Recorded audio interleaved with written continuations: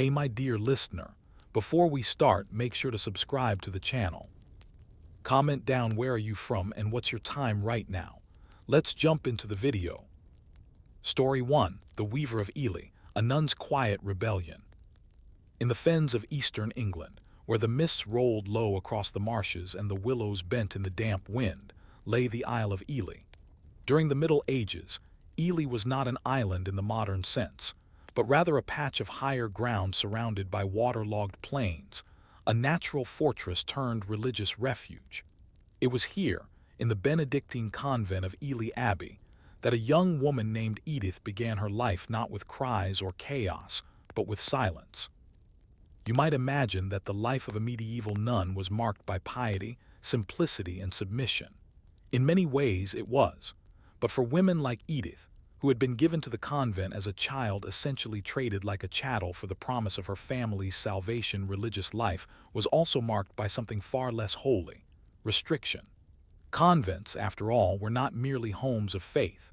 They were repositories for surplus daughters, dowries that never bore fruit. Edith was the fourth daughter of a minor knight in Norfolk.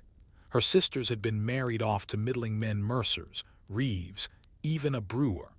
But there were only so many dowries to go around, and when Edith turned 7, her parents brought her to Ely with a small bundle of cloth and silver to ensure her place as an oblate. From that moment, the world outside the convent walls was no longer hers. Inside Ely, the rhythm of life was dictated by bells and seasons. The rule of Saint Benedict outlined hours of prayer, study, and manual labor. For most of the sisters, this labor meant tending to the gardens, copying manuscripts, or cleaning the stone halls with ragged brooms. But for Edith, whose hands were nimble and mind sharp, a different life emerged, one bound to the loom. Weaving in medieval convents was not merely a craft, it was a spiritual discipline. Thread by thread, nuns created vestments for priests, altar cloths, tapestries with religious scenes, and practical garments for the poor. Cloth was currency, and the nuns who made it were artisans of a forgotten economy. Their work was slow and meticulous, the weft and warp as regimented as the psalms they sang. Edith began her apprenticeship under Sister Marianne, a quiet woman with a crooked spine and eyes that missed nothing. Marianne had woven for over 3 decades, and was reputed to have crafted the cloth for the Archbishop's Easter Mass the previous year. She was exacting but kind, showing Edith how to stretch the warp tight enough that it hummed under pressure, and how to shuttle the weft with just the right tension to avoid puckering. Weaving, she said, was like breathing through your hands.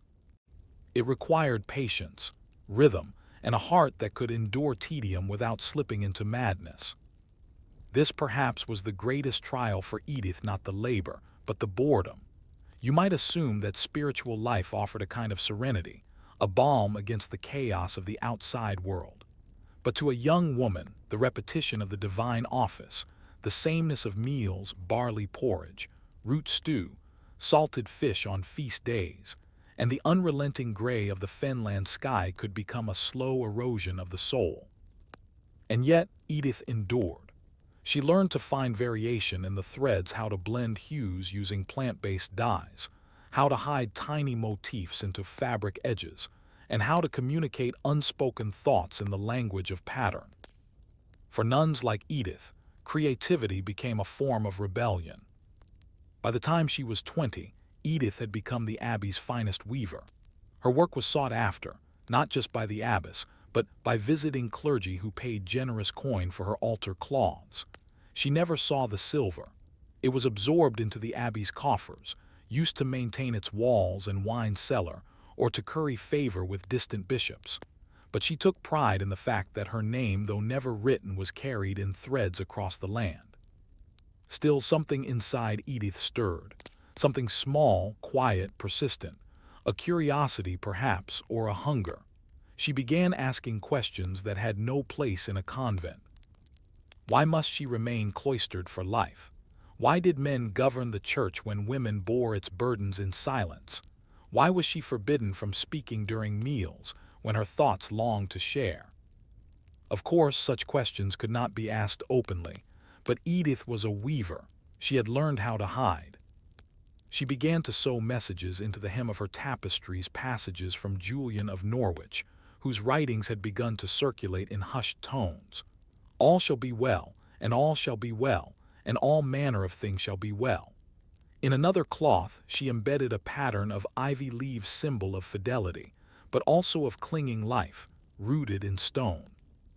The abbess, a stern woman named Hilda of Thetford, noticed Edith's unusual compositions and summoned her one morning after lauds. Hilda was not unkind, but she was firm.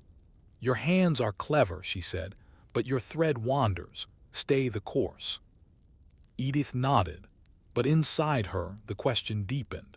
If thread could carry her thoughts across the country, could it not also carry them out of the convent? And then, one damp autumn, a visitor arrived, a monk from Peterborough Abbey, sent to retrieve a commission. As he examined her work, Edith noticed something unusual. His tonsure was ragged as though self-shorn. His robes were patched, and when he spoke, it was with a strange intensity, as if the words meant something more. "You have a rare gift," he said, examining a cloth depicting St. Catherine. "But tell me, sister, what do you wish to weave that you have not yet woven?" It was a dangerous question, and Edith did not answer aloud.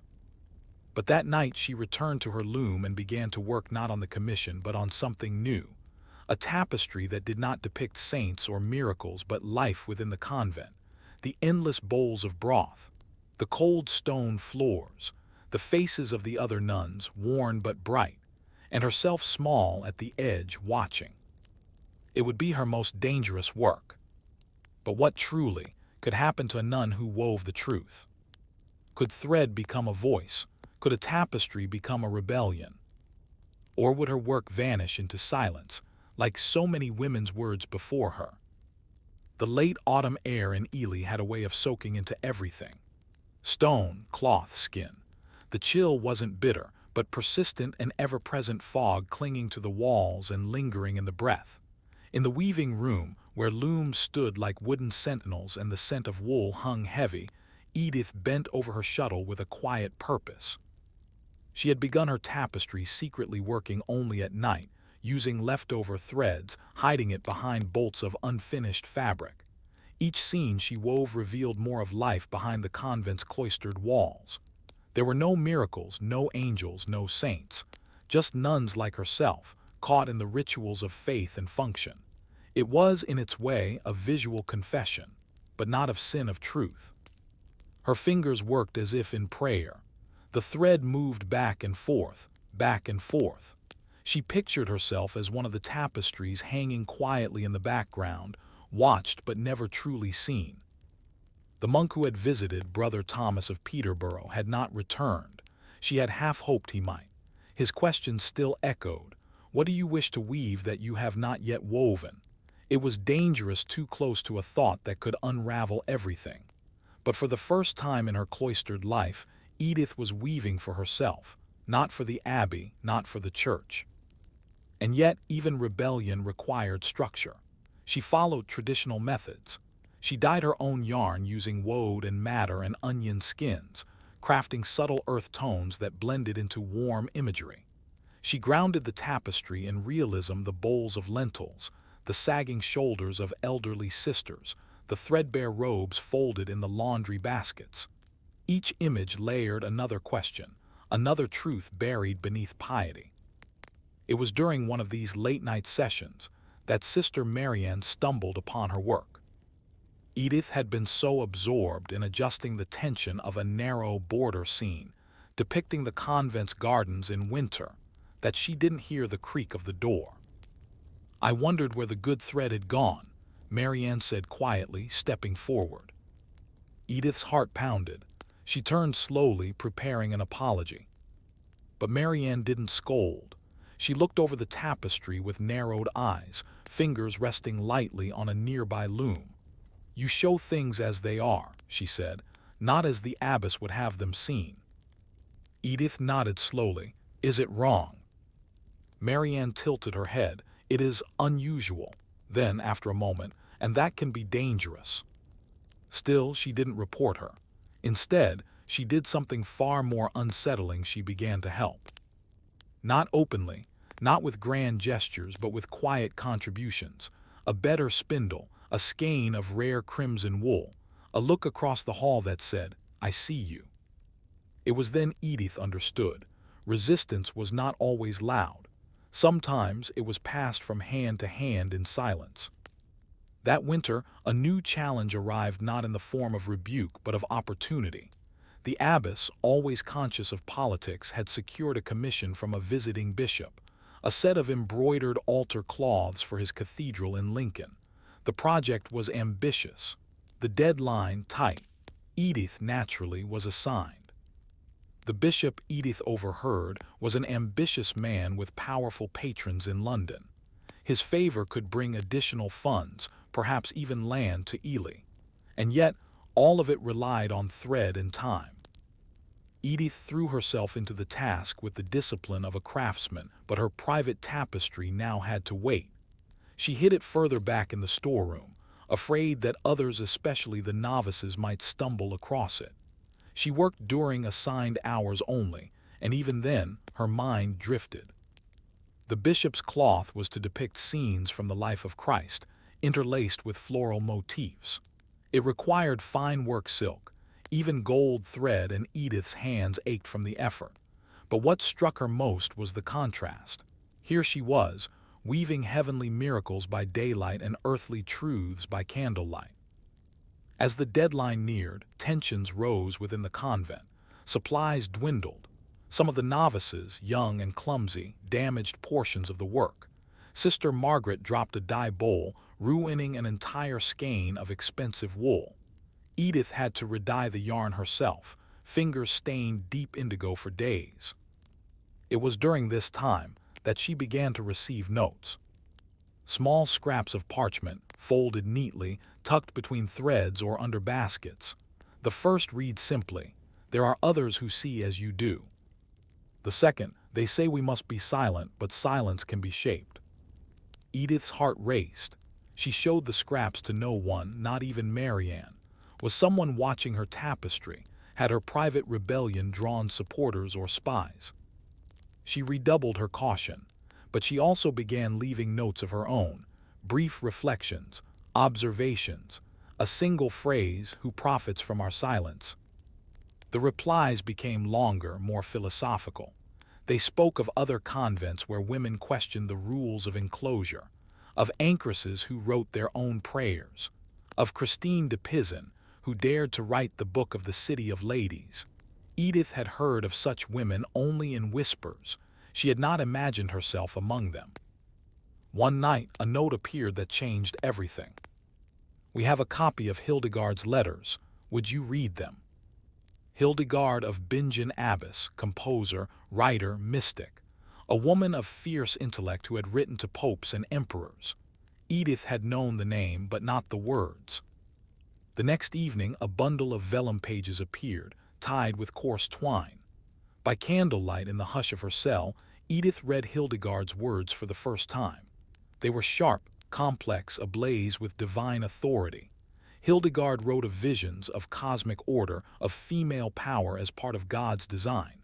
And she wrote directly to men in power, not with submission but conviction. It was like being struck by lightning through a fog. Hildegard was not merely a woman of faith. She was a woman of voice, a woman of letters. Edith returned to her tapestry. She adjusted its borders. She added a new panel, a loom on fire, flames shaped like script. It was a dangerous image, but she could not stop now. The next day, a surprise arrived in the cloister. A messenger, pale and soaked from the fen roads, brought news. The Bishop of Lincoln had fallen ill. The commission was postponed indefinitely. The abbess was displeased. The funds would be delayed. The altar cloths, still unfinished, were packed away, and for the first time in months, Edith had free hours once more. She returned to her tapestry, now near completion. But she had also begun something else. A letter. She didn't know to whom she was writing, not yet, but she wrote in Latin, carefully copying Hildegard's tone. She wrote of cloistered lives, of thread as resistance, of women who wove but were never seen. She did not name herself. She signed it only, a sister in thread. The first letter went out with a passing monk, slipped quietly into a bundle of documents bound for Cambridge. The second went with a merchant's wife visiting the abbey's kitchens. The third with a novice returning to her family in York. Edith did not expect replies, but the writing itself was liberation. It was no longer enough to weave truths in thread, she now shaped them in ink. And still the tapestry remained. One evening after Compline, Marianne approached her quietly. "It's nearly done," she said. Edith nodded. "What will you do with it?" That was the question. She couldn't display it, she couldn't sell it, and yet she couldn't destroy it either. It was too much a part of her. "I don't know," she whispered, "but I know it can't stay here." Marianne looked away, her expression unreadable. "Some truths," she said, "must leave before they are buried." That night Edith lay awake in her cell, listening to the wind stir the trees outside the cloister walls. Her mind circled one thought: how far could one tapestry go? Could it cross cities, reach other women? Would it be destroyed or preserved?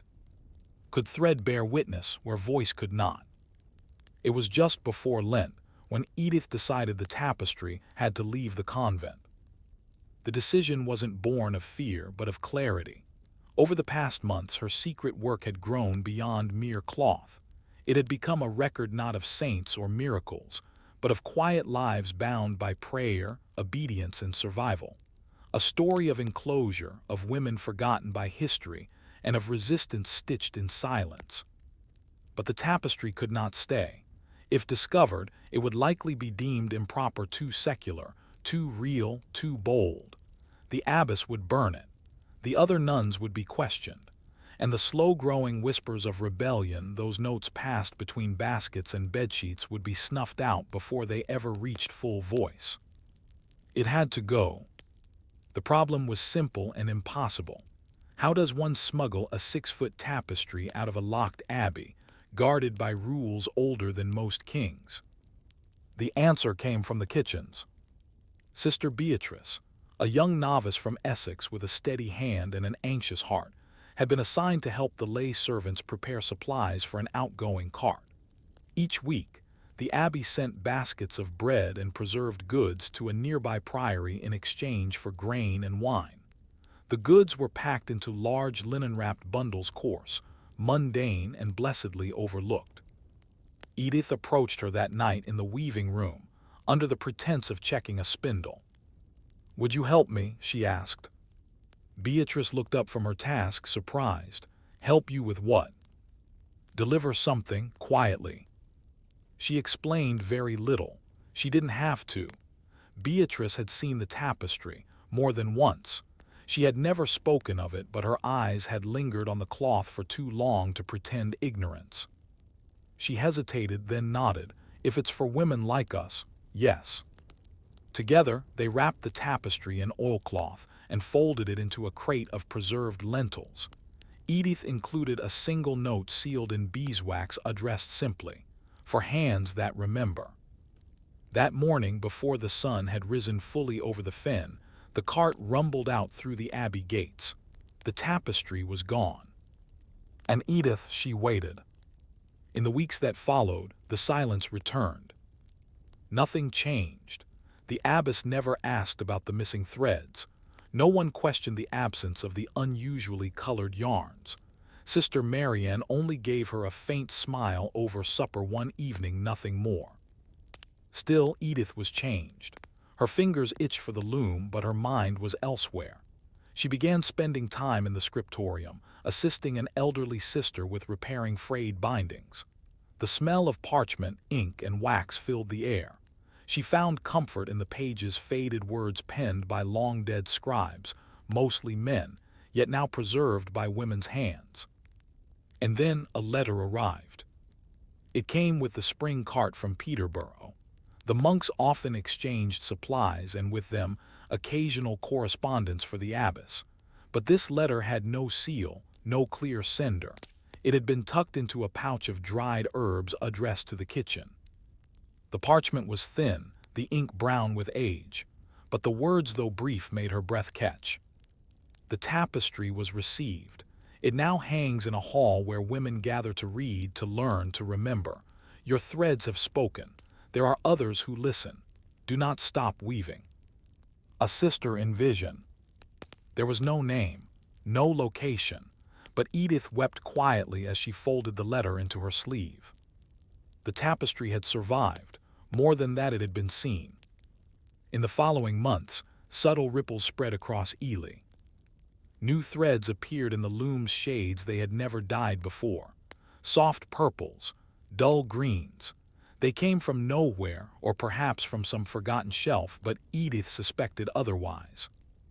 Marginalia began appearing in worn books, notes in Latin, scribbled by anonymous hands. Lines of Hildegard, verses from Psalms rewritten with feminine pronouns.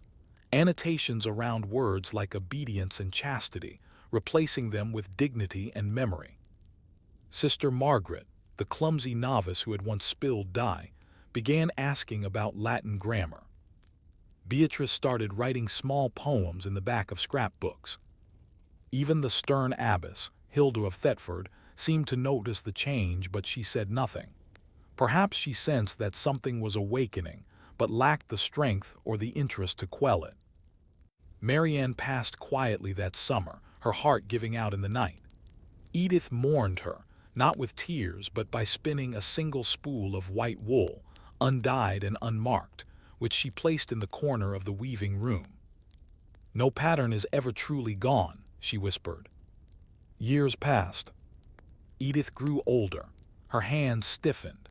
She trained others, Beatrice, Margaret, even a bright girl from Norwich who hummed while she wove. She never again made a tapestry for herself, but she taught her students how to see the threads differently, how to embed meaning in corners and edges, how to weave not just cloth but memory. And the letters continued.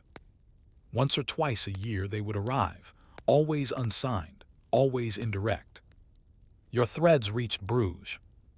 In York, a woman asked to see your work again. There is a sister in Prague who has copied your design. Each note was a whisper, a pulse in the great artery of forgotten women. Edith never replied. She didn't need to. She had spoken through her hands.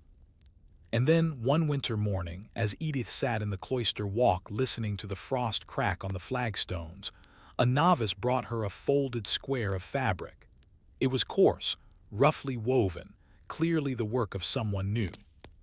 But embroidered in the center in careful stitching was a small ivy leaf, and beneath it the phrase, "All shall be well."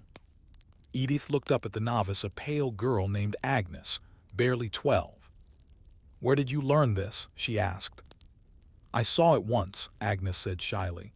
"In a book a visitor had. It showed a tapestry. It said it came from Ely long ago." The girl blinked. "Did you make it?" Edith smiled. She said nothing. Reflection. Edith of Ely never appeared in the annals of church history. Her name was not recorded in cathedral ledgers or royal archives. No formal recognition ever came. But her tapestry, stitched in silence, survived the passing centuries, not always whole, not always named, but echoed in the margins of manuscripts, in quiet motifs on altar cloths, and in the quiet defiance of women who refused to forget. In the broader sweep of medieval history, we are taught to see the deeds of kings, the glory of cathedrals, the battles of men. But beneath these grand narratives run quieter currents woven by hands like Edith, who told the truth not with swords or sermons, but with thread. And so we must ask ourselves, how many histories remain hidden in cloth, in kitchens, in the silence of convents? And how many women, like Edith, whispered into the weave of the world without ever being heard? Story 2, Midwife to the Plague, Healing in the Shadows. You're standing at the edge of a village in 14th century England. It's early spring. The air is still crisp with the last of the winter winds, and smoke drifts lazily from thatched rooftops. Lambs bleat in nearby fields. It should be a season of renewal. But something is wrong. The miller hasn't been seen for days. The baker's daughter is coughing, a dry, hacking sound that lingers in the mind, and a strange silence has begun to settle over the lanes, broken only by the occasional knock at a cottage door. It is 1348, and death is beginning to arrive. Agnes of Witham was a midwife, not a physician, not a nun, not an educated woman in the formal sense, but a healer by birth and blood. Her mother had delivered children in the same village, and her grandmother before that. Their knowledge had not come from books, but from generations of observation, touch, and instinct. In medieval England, the life of a midwife was caught between necessity and suspicion, needed by everyone, trusted by few. She was often the first to hear a newborn's cry, and sometimes the last to hear a dying woman's confession. Agnes lived on the edge of Witham, in a timber-framed cottage where drying herbs hung in neat bundles over the hearth. She kept bees, grew tansy, pennyroyal and comfrey, and brewed potions with careful hands. Most days were spent tending to bruises, setting bones, and guiding bobbies into the world. She was, like most women in her trade, invisible to the chroniclers. But when the plague arrived, it was women like Agnes who stood between the living and the dead. The first case was a merchant's son. He had returned from London with a wagon of spices and fabric, complaining of aches. Within 2 days he was feverish, raving, and covered in dark swellings beneath his arms. The village priest visited once, whispered a prayer, and left. Agnes stayed. She did what she could, kept the boy cool with willow bark compresses, gave him mint for his nausea, and burned juniper to cleanse the air. She had never seen a sickness move so fast. By the 3rd night, the boy was dead. The family boarded the house shut. Word spread, the baker's daughter next, then the Reeve's wife. Soon the roads were empty, markets shuttered, bells rang not for services but for the dead. You might imagine panic, but it was quieter than that. A withdrawal, like a village holding its breath. And yet Agnes continued her rounds. She wore no mask, no robe. Those would come later, in cities where physicians had wealth and theories. Agnes carried only a pouch of dried rosemary and marigold pressed to her face when she entered homes. She wrapped her hands in linen. She cleaned wounds with vinegar. She anointed the dying with oil. Why did she do it? She could have hidden like others. She had no family left to tend, but perhaps it was duty, or habit, or perhaps something deeper, that stubborn instinct, passed down from mother to daughter, that to leave the sick alone was worse than any illness. Still there was fear. One night Agnes sat by a girl of 15, her breathing shallow. The girl had been in labor when the fever took her. The baby was stillborn. The girl bled for hours, her body racked by tremors. Agnes held her hand until morning, humming a lullaby she barely remembered. When the girl died, Agnes buried her behind the cottage herself. There was no one else left to do it. The local priest grew reclusive. His sermons shortened, his sacraments rare. Agnes heard he had boarded up the rectory, claiming the sickness was a punishment and only God could decide who lived or died. But Agnes had never waited for divine permission to save a life. She began keeping a record, a thin strip of parchment where she marked each household, each name, each outcome. There was no pattern she could trust. Children survived where elders perished. Some died within hours, others lingered for days. She tried everything: rue steeped in ale, ash rubbed on the skin, poultices of ground mustard and pig fat. Some treatments eased pain, none cured. By midsummer, half the village was gone. And still Agnes walked. One day she found a boy alive in a house full of corpses. He was 7, filthy, mute with shock. His mother and siblings lay dead around him. Agnes took him in, washed him, fed him goat's milk with honey. For days he wouldn't speak. Then one night, as she stitched a tear in his sleeve, he whispered, "Why didn't God stop it?" Agnes didn't answer.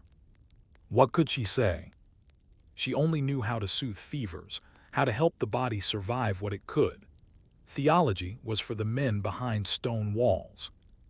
But she did something else. She began teaching him what she knew. Together they gathered herbs. She showed him how to identify feverfew, how to dry yarrow, how to grind bark into powder. He learned quickly.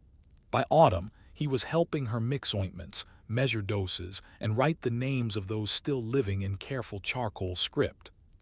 He became her shadow, her echo. She called him Will. Not short for William, but for will itself, stubbornness, the refusal to vanish. By then, the plague had moved on. It never truly ended, it just shifted its focus. But Witham had been hollowed. Of the original 300 villagers, fewer than 80 remained. Fields grew wild. Cottages stood empty. The silence that followed the plague was heavier than the illness itself. And that was when the outsiders came. Travelers, traders, vagabonds, people looking for food, for shelter, for safety. Some brought coin, some brought more sickness. Agnes treated them all. But she noticed something new. They called her Mother Witham. Not healer, not midwife. Mother, a woman who endured. And with that, a new role began to emerge, not just as caretaker of the sick, but as keeper of memory. The survivors didn't trust the priest anymore. They came to Agnes with their stories. They asked for names to be recorded, for the dead to be remembered. So she began writing. Small scrolls, each one with a family name, and beneath it, those who had lived and died. Dates as best she could recall, sometimes just fragments. Old Tom, lost in June, died with his dog beside him. Mary of the Bridge sang until the end. Baby Elinor, born to silence. They weren't chronicles. They were acts of resistance against forgetfulness, against the void. One evening in early winter, Agnes stood by the river and burned a small bundle of herbs in silence. Will stood beside her. He had grown taller. His voice was changing. She handed him the pouch of rosemary and marigold she had once used to shield herself. "You carry it now," she said. He nodded. There was no ceremony, no pronouncement. Just the passing of knowledge, as it had been for generations. But still, questions linger. How many women like Agnes stood between life and death in that forgotten year? How many walked into plague-struck homes with only cloth and courage? How many lives were saved not by priests or kings, but by the invisible hands of women with no titles? And what did they carry within them afterward? Grief, wisdom, or something even quieter, a memory of survival etched in the shadows. The winter of 1348 into 1349 was not bitter, but it was long. In Witham, the snow fell early and stayed longer than usual. The roads turned to mud under frost, and the village fields, once lined with neat furrows, lay bare, dotted with the skeletal remains of abandoned plows and fence posts. It wasn't the cold that chilled Agnes of Witham, it was the stillness. Death had taken what it wanted. Now came the reckoning. Survivors stumbled through routines, haunted by absence. Entire households were gone. Livestock wandered freely. Children played games with no understanding of the losses that defined their lives. And Agnes, whose hands had soothed hundreds, now spent her time tending the living in a different way, not with herbs or linens, but with quiet acts of remembrance. You might assume that after such devastation, people would return to normal life with renewed urgency. But that wasn't what happened. Grief hung like smoke. Some villagers stopped speaking altogether. Others, especially the old ones, waited silently for death to return, as though it had forgotten something. For Agnes, healing had taken on a new shape. She and Will transformed the back room of her cottage into a kind of archive. It wasn't grand, a series of wooden shelves made from salvaged beams, a table too narrow for writing but good enough for sorting parchment. On each shelf, rolls of names, sketches of herbs, small bundles of tokens, a ribbon from a child's bonnet, a folded cloth with initials embroidered in shaky red thread, a pair of wooden prayer beads cracked with age. Agnes began to think of these not as keepsakes, but as records. The kind of records no scribe in a priory would ever copy. Not birth dates or land titles or sins confessed to priests, but proof that someone had been. Some scrolls included fragments of speech. She always hummed when she cooked, even lentils. He had one tooth but laughed louder than anyone. They were mundane details, forgettable to anyone else, but for Agnes they were anchors. It was her belief, never spoken aloud, that if someone remembered even one small truth about a person, then that person had not vanished entirely. Will, now nearly 12, grew into his own duties. He took over the herb garden, learning to predict frost by the smell of the morning air. He began brewing simple tinctures, thyme and vinegar for wounds, sage steeped in hot ale for throat pain. He practiced sewing stitches into linen before applying them to skin. Under Agnes's watchful eye, he delivered his first baby that spring, a silent, wide-eyed birth to a girl named Emma who had thought she was barren. "You've got healer's hands," Agnes told him afterward. Will, flushed with both pride and terror, asked her a question she hadn't expected. "Who taught you?" She paused. "My mother," she said. Then, after a moment, "And her mother before that, but mostly, pain did." He didn't ask more. Some lessons needed silence to take root. That spring, travelers began arriving more frequently, pilgrims, messengers, even a few wandering monks. Many were seeking food. Others were looking for family they had lost to the plague's scattered destruction. Some brought stories from other towns. Lincoln, they said, had lost 2/3 of its clergy. Norwich had lost its bishop. London was burying entire neighborhoods beneath cartloads of lime. The stories were hard to believe, and yet Agnes did. She had seen enough to trust even the wildest claims. But what struck her most were the women. Several arrived alone or with small children, their husbands and fathers gone. These women were not pilgrims or penitent. They were survivors, looking not for prayer but for work, offering to clean, to cook, to gather herbs. Agnes took in 2 of them, a tanner's widow named Maud, and a young woman named Lettice whose husband had vanished in the forests of Suffolk. Together they worked the garden, restocked the salves, and copied Agnes's herb notes by firelight. They called it the room of the living, though the shelves were still full of the dead.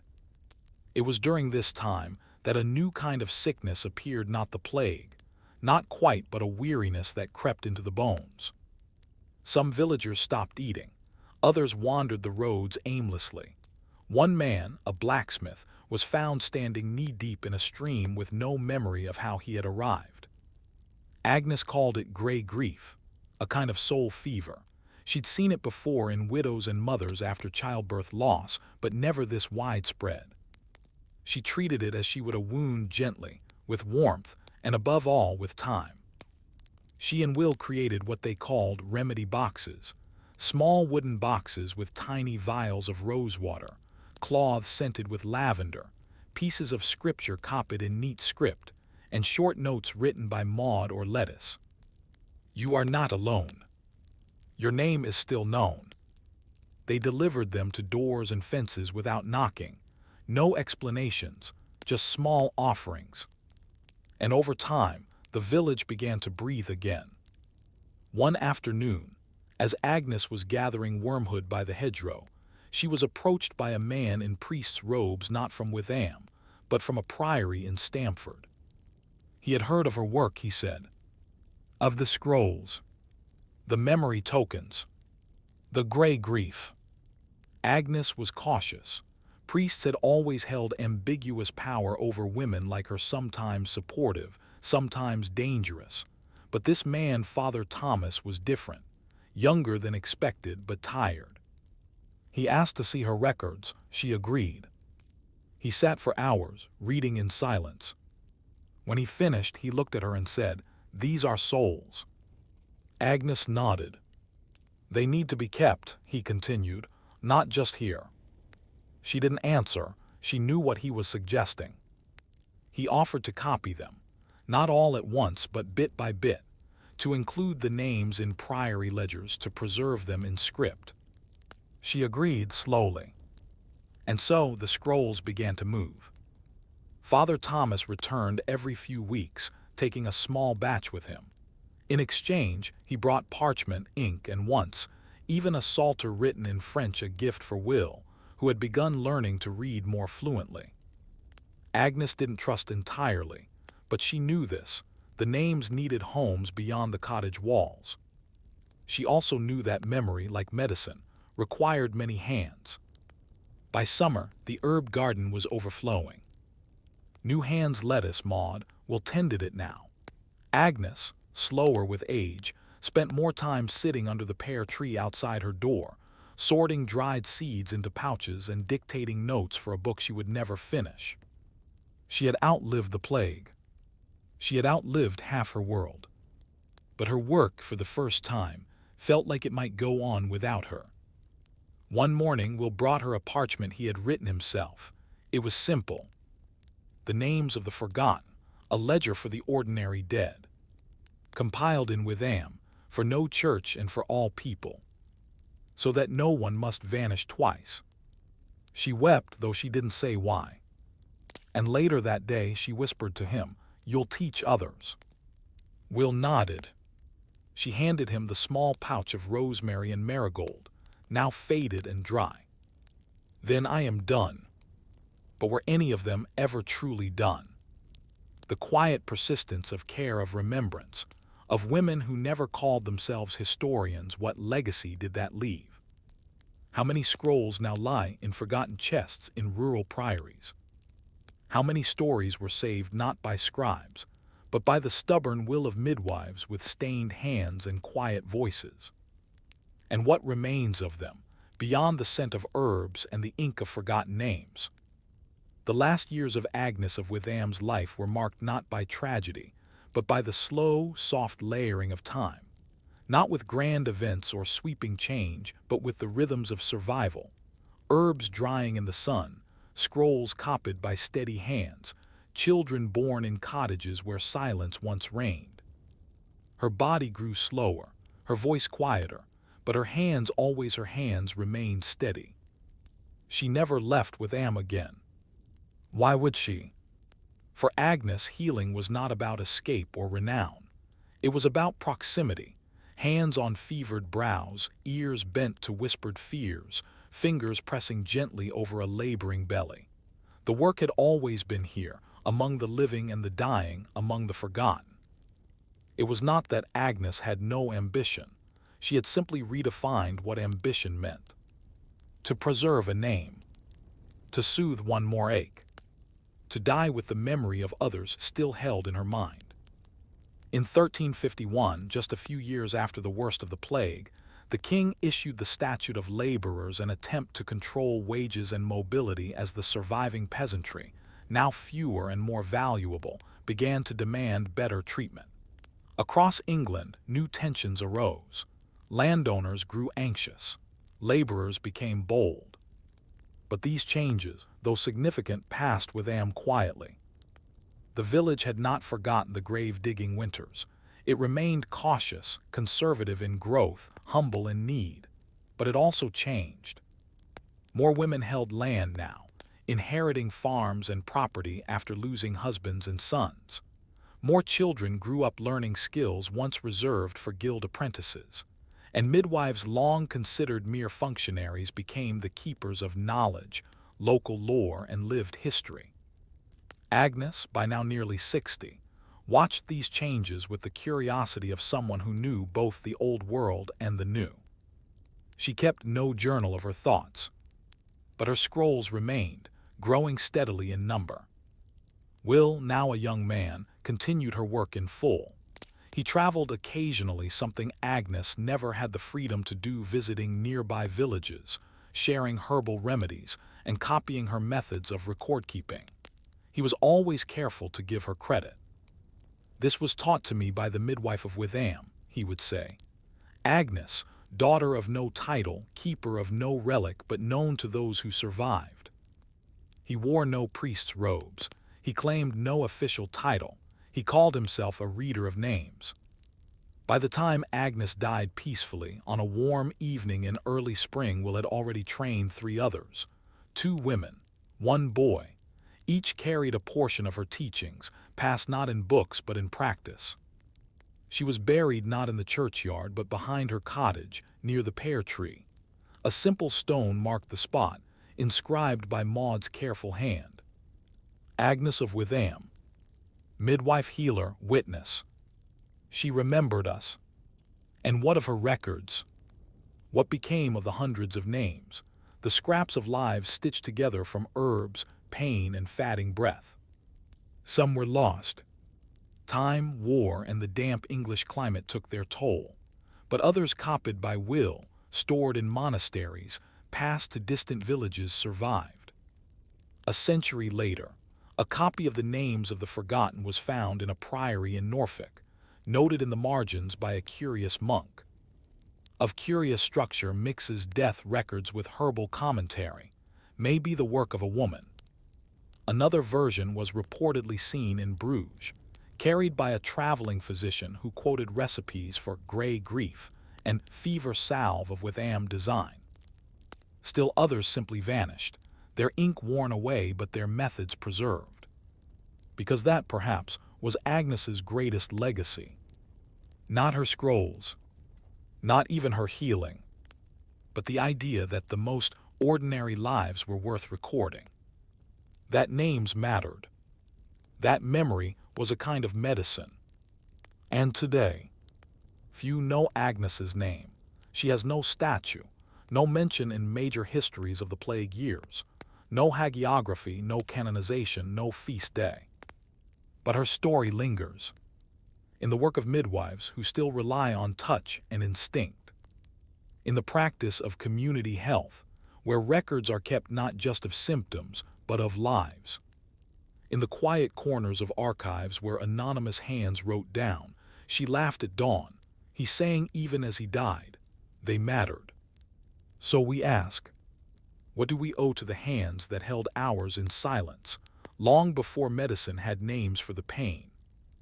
What would we find if we followed the trail of small, unrecorded kindnesses that shaped the world?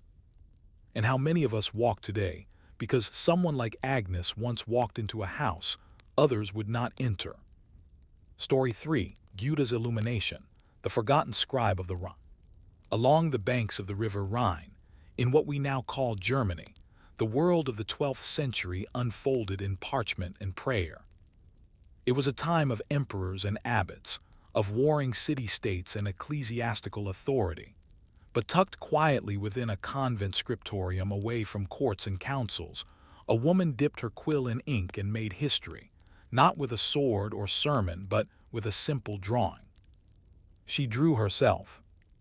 In an illuminated manuscript, Guda the scribe added an image of her own face in the margin, a tiny, painted self-portrait, and beneath it, in fine Latin script, she wrote, "Guda, a sinner, wrote and painted this book." Nothing more. Not her abbess, not the saints she admired, just her own name tied to her own hand.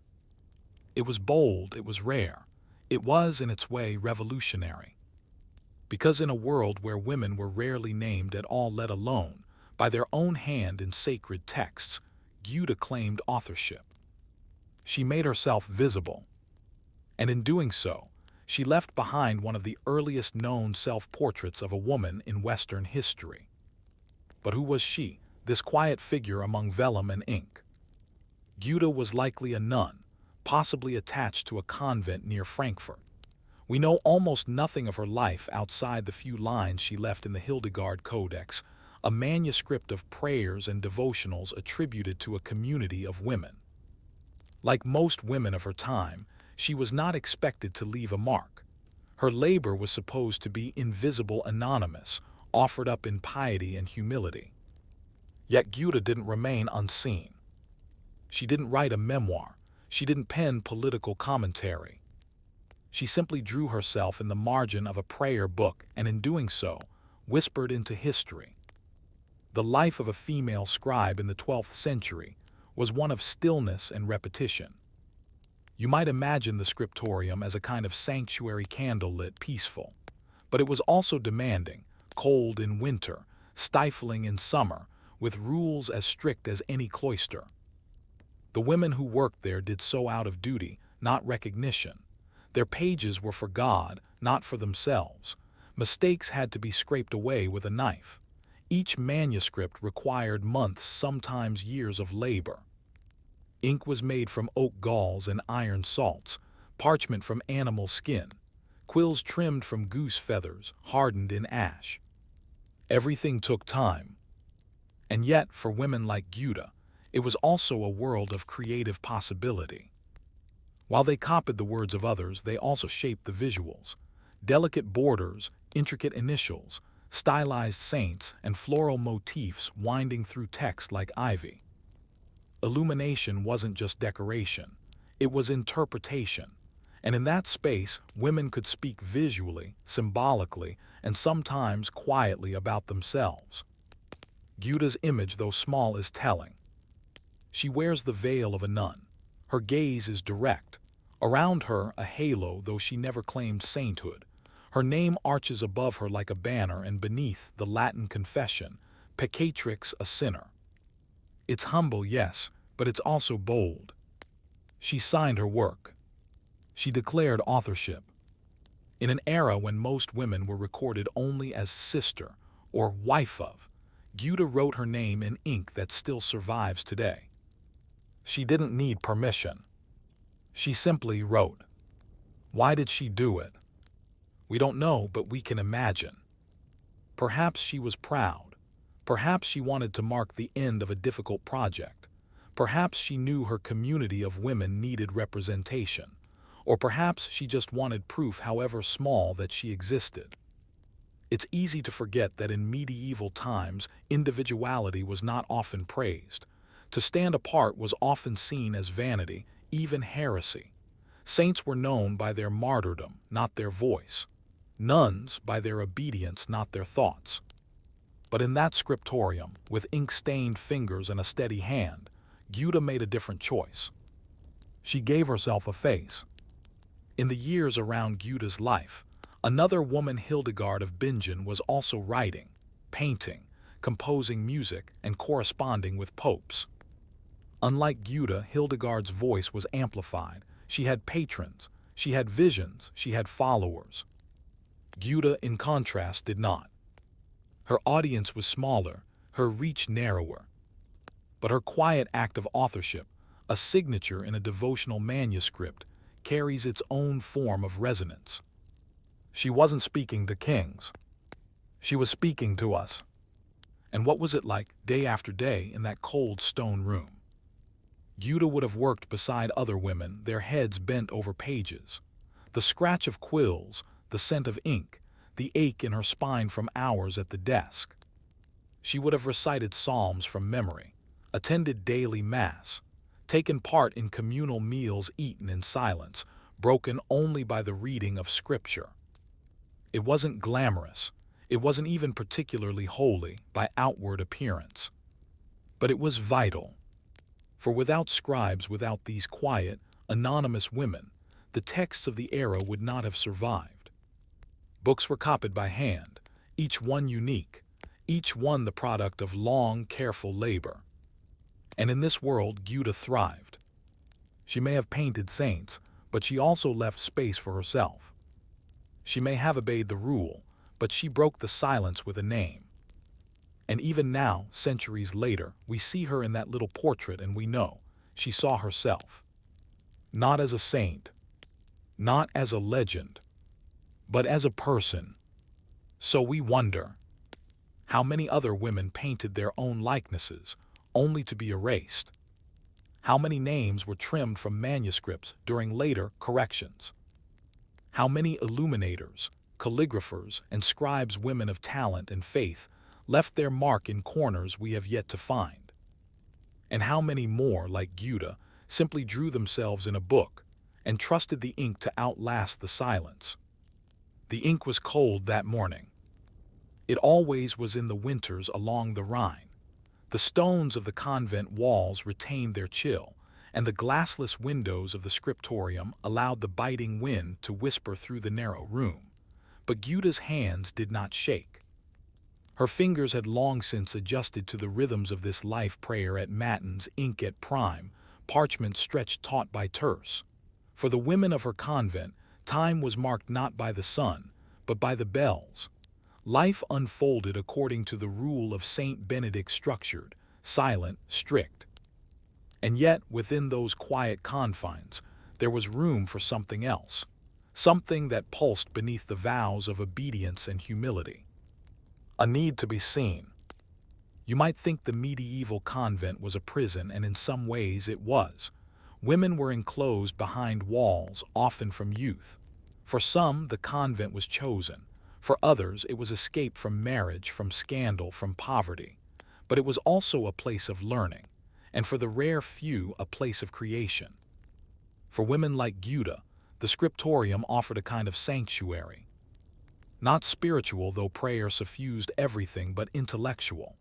In a world where women were denied most forms of education, Gyuda had access to parchment, ink, Latin texts, pigments, even gold leaf.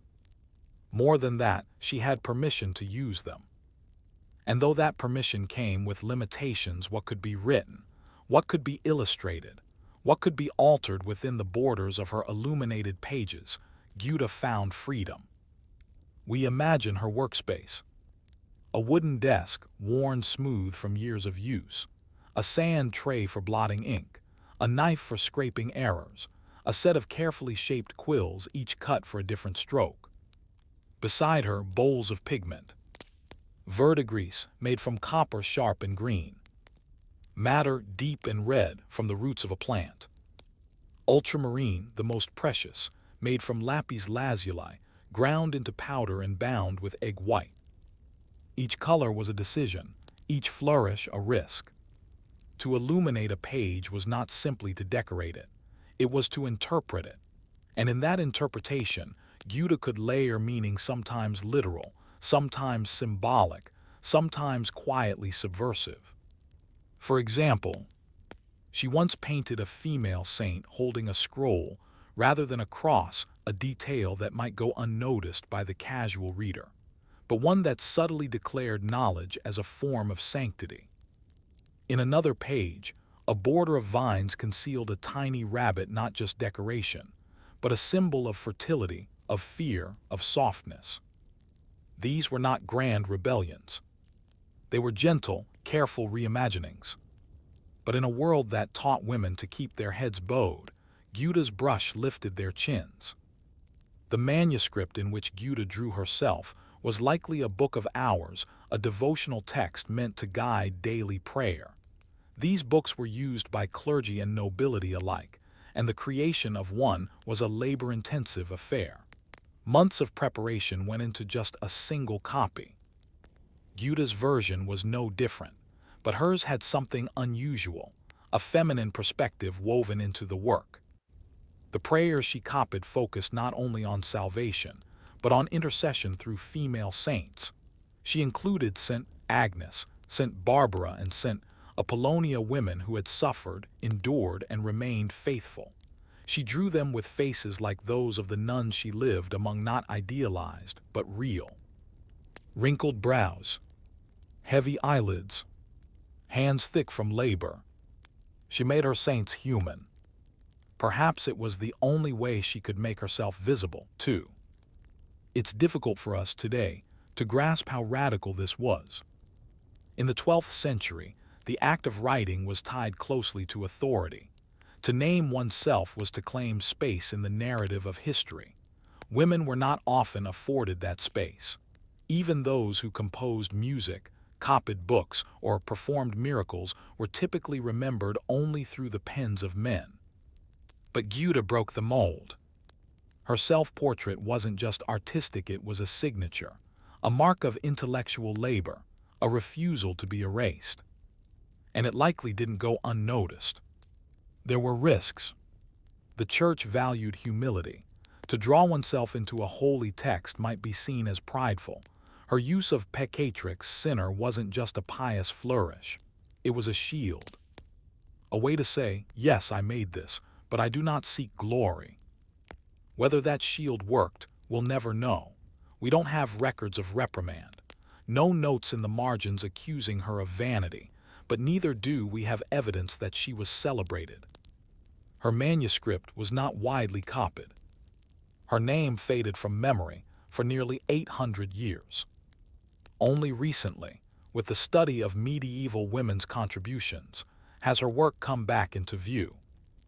In her time, Guda likely never imagined a world where digital screens would display her face, where her signature would be analyzed by scholars and artists alike. She wasn't trying to be famous.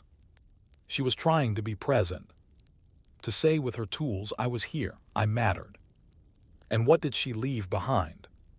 Not a library of works, not a treatise or doctrine, just a single drawing. A woman with calm eyes and a steady hand, a name, a confession, a truth. It was enough. In the convent scriptorium, long after her hand had grown too shaky to write, perhaps Guda passed her tools to another. A younger nun. A girl with questions. Perhaps she said, hold the quill like this. Perhaps she said nothing, just demonstrated, letting the ink speak for itself. Perhaps she knew that most of what she created would vanish. But she did it anyway. Because that's what scribes do. They preserve what they can, knowing that the future is uncertain. They copy texts line by line, hoping the words survive even if their own names do not. Guda's name did survive. Barely. But because she wrote it, because she painted her own face, we know her. And through her, we see all the other women who were never allowed to sign their work. So we ask, how many names were scrubbed from the margins? How many women illuminated books only to be forgotten? And how many, like Guda, dared to leave a mark quiet, deliberate, enduring, trusting that someday, someone might look up from the page and see them? The thing about manuscripts is this: they are built in layers. First, the parchment animal skin, scraped smooth, stretched tight. Then the ruling lines traced lightly to guide the text. The scribe's work follows letters shaped with disciplined motion, ink made by hand, consistency hard-won. Then come the illuminations, flourishes in gold and color, birds tucked into corners, saints haloed in silent glory, and in some just a few faces that are not saints at all. Guda's manuscript, preserved now in a library far from the scriptorium where it was created, holds one of those faces, hers. It's small, barely a few inches tall. The lines are simple, unadorned compared to the elaborate saints she also painted, but deliberate, honest. And beneath it, the quiet Latin sentence, Guda, a sinner, wrote and painted this book. That is all, but it is enough. Because in that line, Guda steps out from the haze of history, out from the anonymity expected of her station, and tells us, in no uncertain terms, I existed. Centuries passed before anyone paid attention. For hundreds of years, Guda's manuscript rested on a shelf, misattributed or simply unexamined.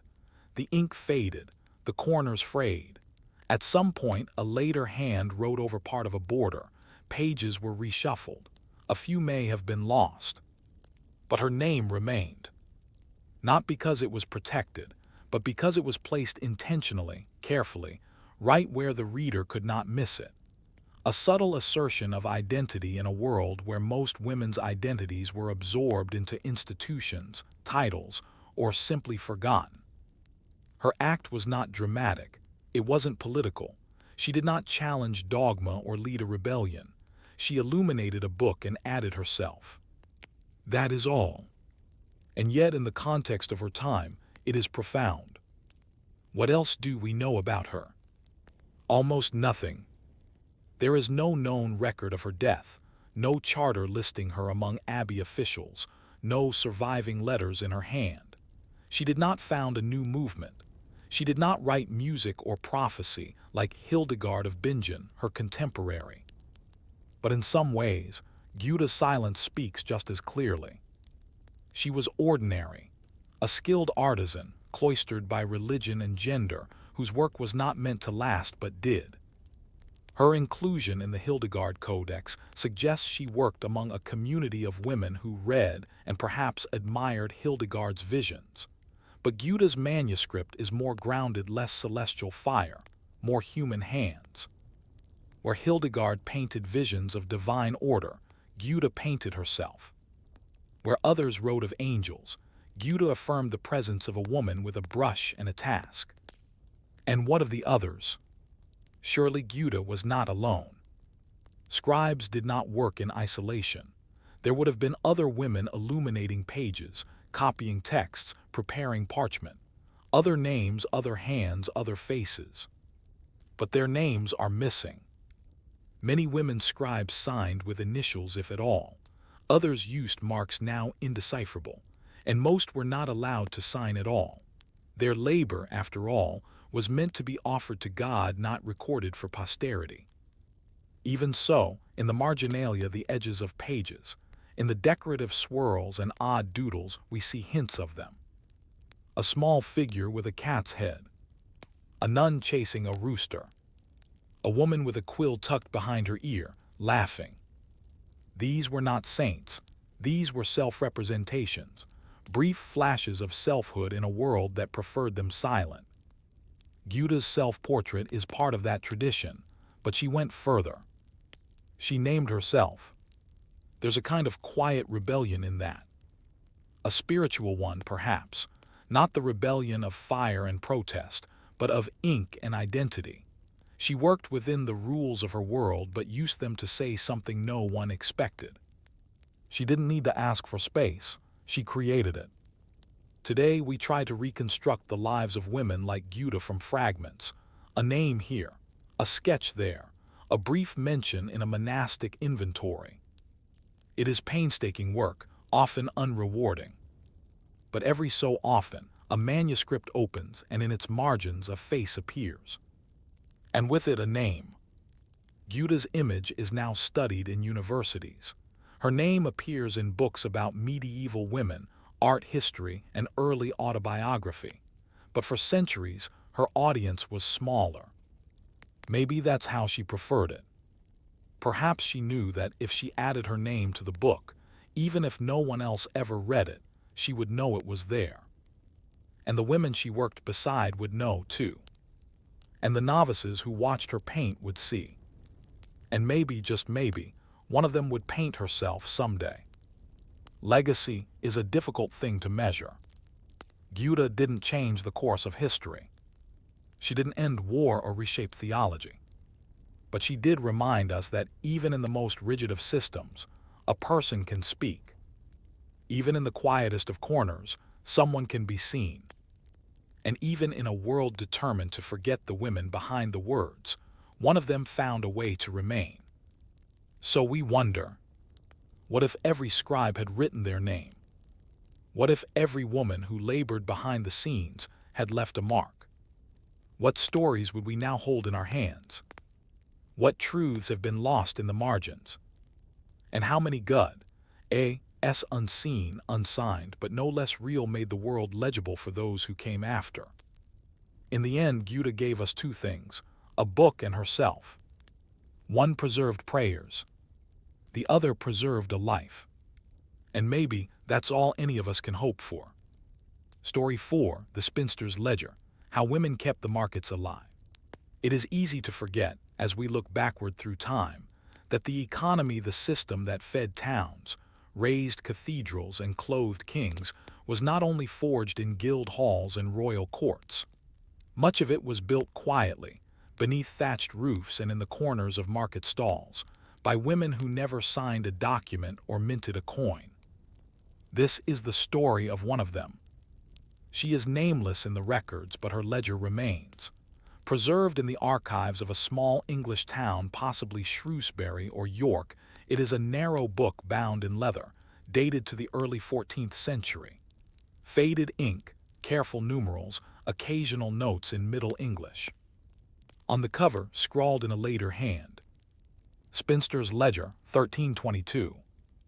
The word spinster, now often a jab at unmarried women, was once a profession. Literally, a woman who spun wool. And women like her spinners, weavers, alewives, bakers were the backbone of the local economy. They worked not in large shops but in cottages and market stalls, exchanging goods, bartering services, and quietly keeping the towns alive. The ledger reveals this life not in grand declarations, but in columns of numbers, orders placed, debts tracked, and brief, practical notes. It is, in its way, as powerful as any king's proclamation. Picture her, a woman in her 40s or 50s, shoulders rounded from years bent over flax or wool, a cloth cap pulled low, hands stained from dyes madder red, woad blue, onion skin yellow. She keeps her books at a small counting table near the hearth, the warmest place in her home. She cannot write Latin, but she records names and sums with precision. She has no surname, only a mark that appears often at the bottom of her entries, a small, looped A. That looped A becomes our thread. Through it we follow her. The ledger begins in winter. Sold 8 skeins of wool dyed, paid 3 pence due 2 pence. Traded ale for onions, to be settled at Martinmas. Already we see the structure of her world. Not formal contracts but trust, not coin alone but barter. Payment delayed until feast days Martinmas, Lammas, Michaelmas, when towns settled debts and reevaluated worth. She sells dyed wool and hand-spun yarn, mostly to other women. Names appear. Edith, 4 skeins credit. Alice the baker, 2 skeins paid with bread. Agnes of Bridge Street, a commission for a woven sash. These are not transactions, they are relationships. She knows who can pay and who must delay. She knows who has children, who lost a husband to war, who tends their sick mother.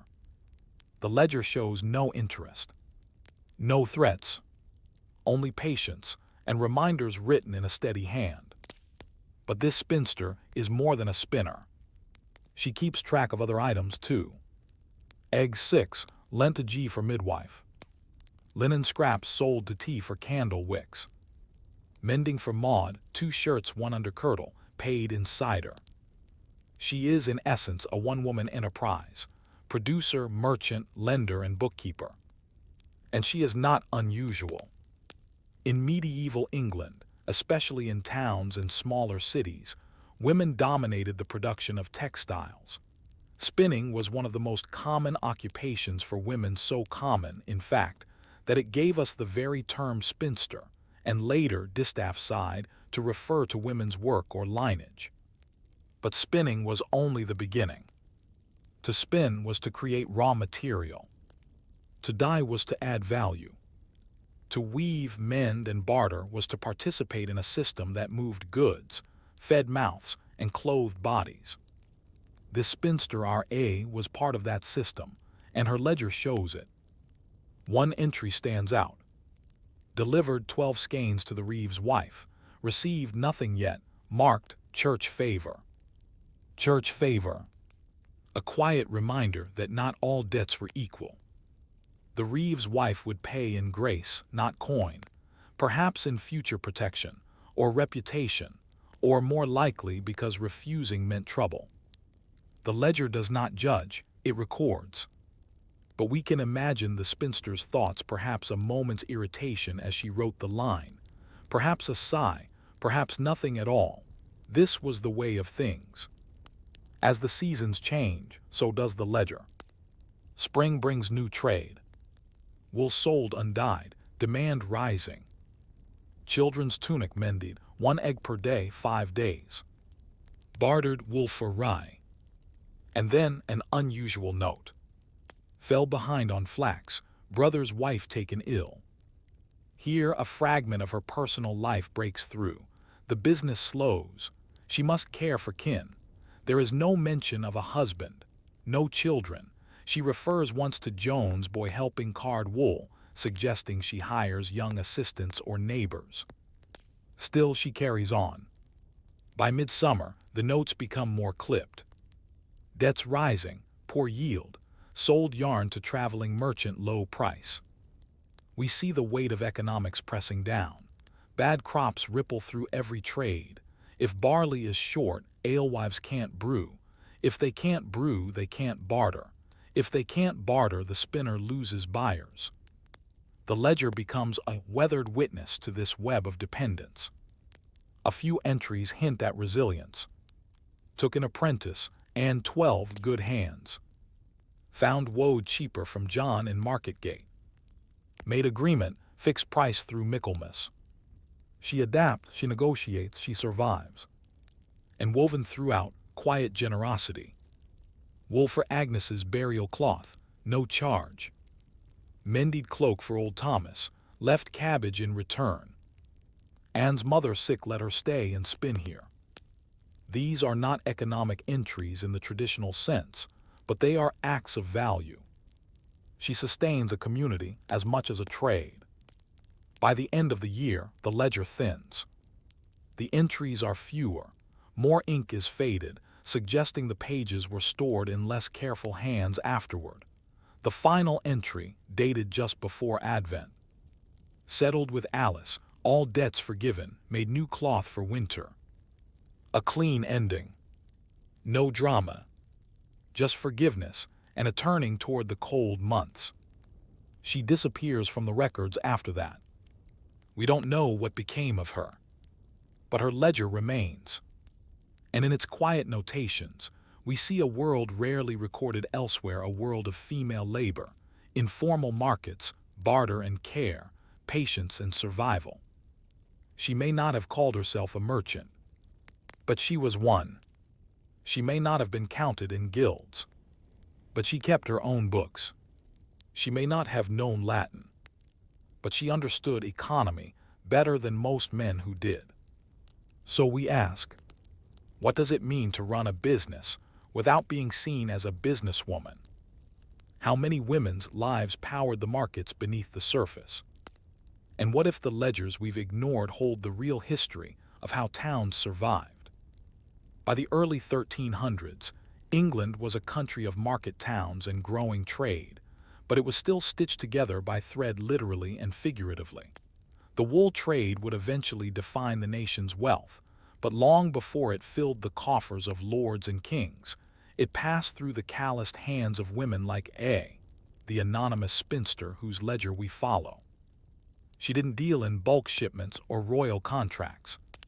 She spun, dyed, wove, bartered, and counted quietly, persistently at a pace set by seasons, not stock markets. Her ledger, with its narrow columns and steady lines, reveals something modern historians often miss. The medieval economy wasn't just built by men in counting houses, but by women sitting near their hearths, measuring flax and weighing trust.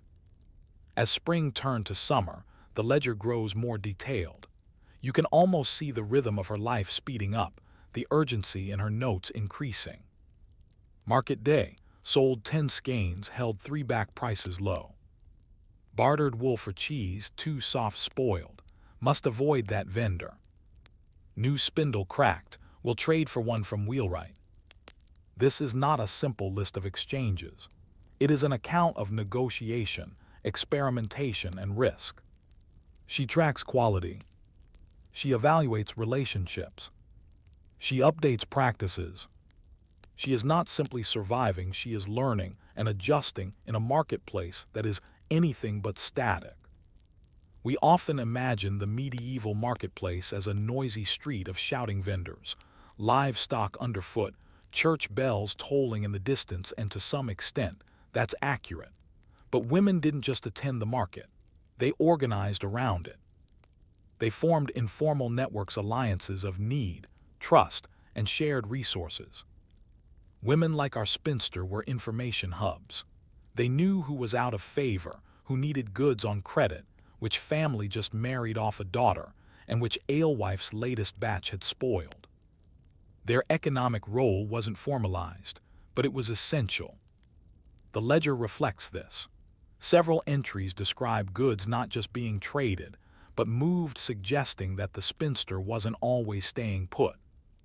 Delivered to Rose in outer village, left with her sister's wool. Returned John's sack, empty but owed. Walked to field for flax, dying too hot, color uneven. This was not a stationary life. The medieval spinner walked, hauled, negotiated, watched the weather, tracked materials, and kept a ledger in her head even when it wasn't on parchment. And the economy she supported, it wasn't small. It was invisible only because no one thought to count it. Consider this. In the 14th century, spinning was one of the few ways an unmarried or widowed woman could make an independent income. There were thousands like her across England spinning in homes, convents, and even on roadsides, bundles of wool tucked into baskets, distaffs tucked into belts. The term spinster wasn't derogatory then. It was an occupational title. It appears in tax rolls, manorial records, and court proceedings.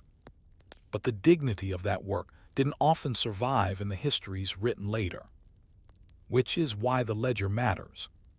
It is not dramatic, but it is detailed. And those details reveal a life of choices constrained, yes, but active. Take the entries about Anne, her young assistant. Anne spun 3 skeins, twist uneven but fast.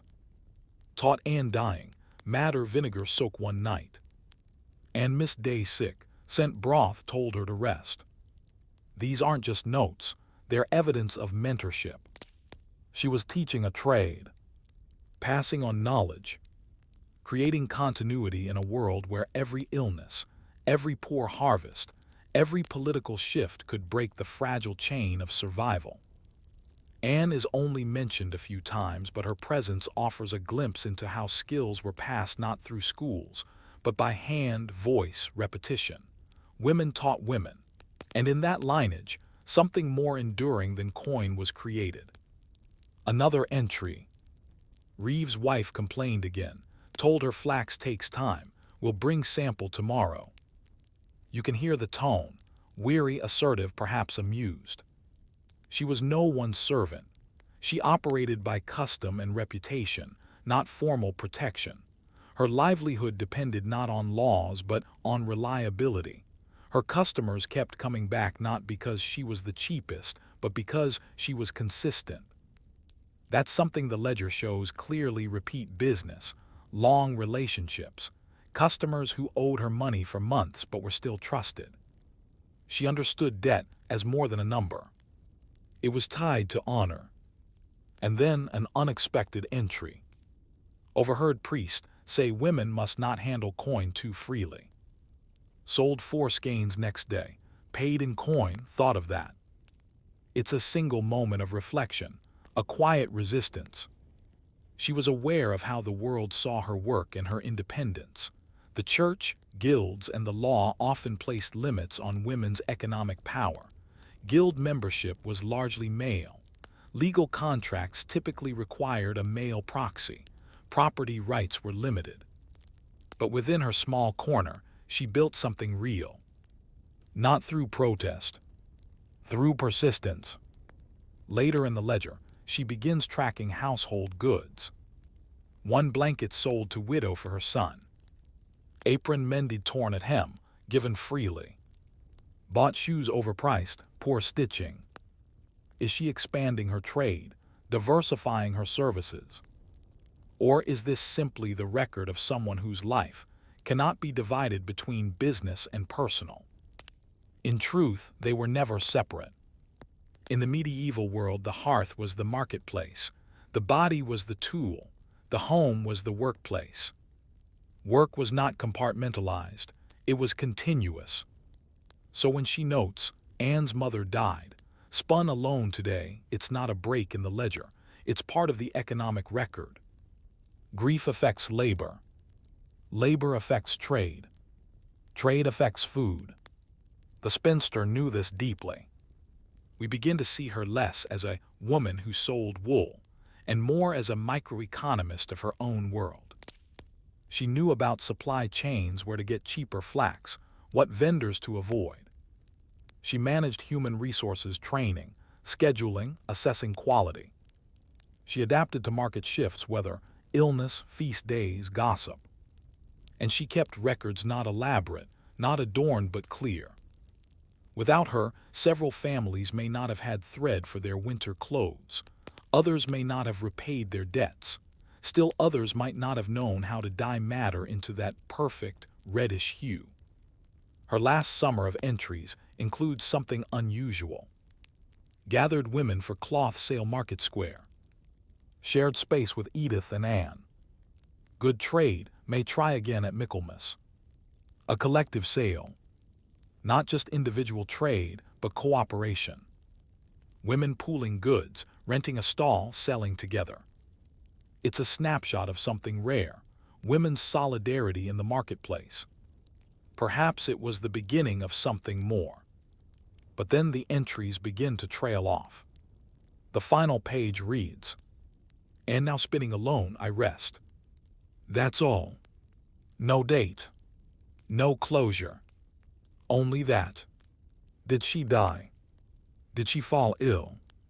Or did she simply stop recording, knowing her work had been passed on? We don't know. But Anne's name remains. And the ledger survives. So we ask, what if the history of medieval commerce included these women in its main chapters? What if every thread counted, every egg traded, every name written down in a spinster's hand was seen as economic history, not domestic trivia? And how different would our understanding be of power, labor, and value if we followed not the gold, but the wool? She never signed her name, not fully. Just the looping A, repeated page after page at the bottom corner of each weekly column, sometimes neatly inked, other times hurried or crooked depending on the season, the task, the weariness of her hands. It wasn't a signature in the formal sense, but it was a mark, a presence.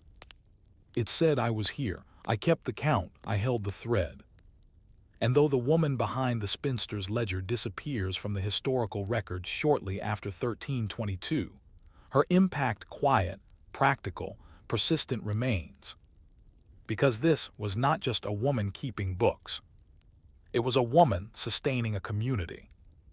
In the century that followed her final entries, England would face wave after wave of transformation. The Black Death in 1348, the Peasants' Revolt in 1381, changes in wage laws, and the slow rise of formal economic institutions. Guilds would tighten control over trades, pushing women further to the margins. New taxes would fall harder on the poor. Landowners would fence off fields for sheep, disrupting old systems of cottage industry. But for a moment, a short but meaningful moment, women like our spinster stood at the center of economic life in small towns and villages.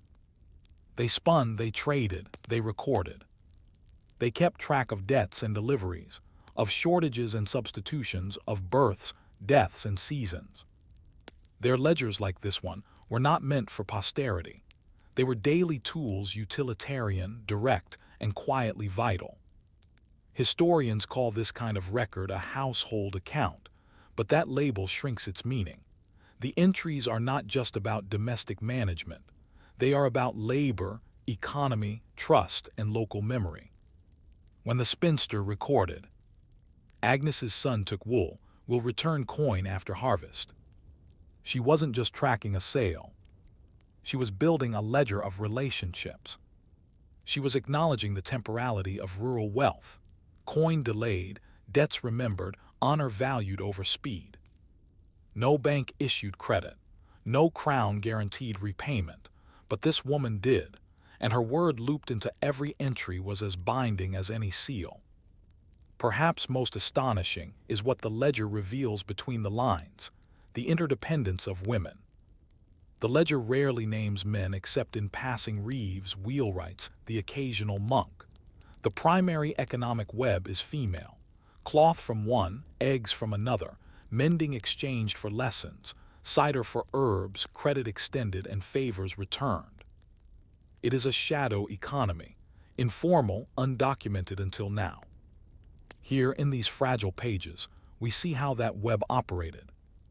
We see the value of mutual trust, local knowledge, skill taught by hand, not by charter, a system that ran without official approval or guild sanction. And it worked. Not perfectly, not forever. But it worked. What happens to Anne, the girl mentioned in the spinster's final entries? We don't know for certain, but a separate household ledger from a nearby village 2 decades later contains a familiar name. Anne Awol died and sold 6 skeins, payment due at Michaelmas. Could it be the same Anne, trained by a woman who signed her pages with a looping A? If so, her name is a continuation. Not a legacy written in books, but in practice. And this is how women like the spinster of 1322 survived history, not by demanding space in the chronicles, but by embedding themselves into the living systems that kept communities alive. Their names may be missing from the charters, but their work lives on in threads passed down in homes, methods copied by apprentices, markets shaped by unseen hands, and ledgers now browned with age that whisper of barter and bread, of cloth and coin. Sometimes, the ledger even hints at something deeper emotion breaking through the numbers. Paid in bread over fermented, no complaint, she is mourning. And spun alone today, gave her extra coin, she worked hard. Sold wool for burial shroud, quiet customer prayed for her. Here in the margin is empathy. The spinster was not just a weaver of wool, but a weaver of lives stitching small kindnesses into the economy. She kept people warm, kept them honest, kept their names. It's easy to overlook these histories. We're trained to seek out the dramatic, the war, the rebellion, the famous. But perhaps the most quietly radical thing about the spinster's ledger is that it insists these transactions mattered. That care was currency. That work done in silence still left records, even if we didn't know how to read them until now. She did not proclaim herself important. She just kept the count. The ledger ends with no fanfare. There is no final summary, no dramatic closure. Only a few blank pages. And then silence. But we can imagine her, sitting by the hearth, worn wool draped over her lap, ink drying beside her, and nearby practicing a twist of thread. Outside, the market continues. Someone needs wool. Someone owes cider. And someone, somewhere, remembers her. So we ask, what if we treated these ledgers as chronicles? What if we taught history not just through kings and wars, but through accounts kept by women who spun their survival?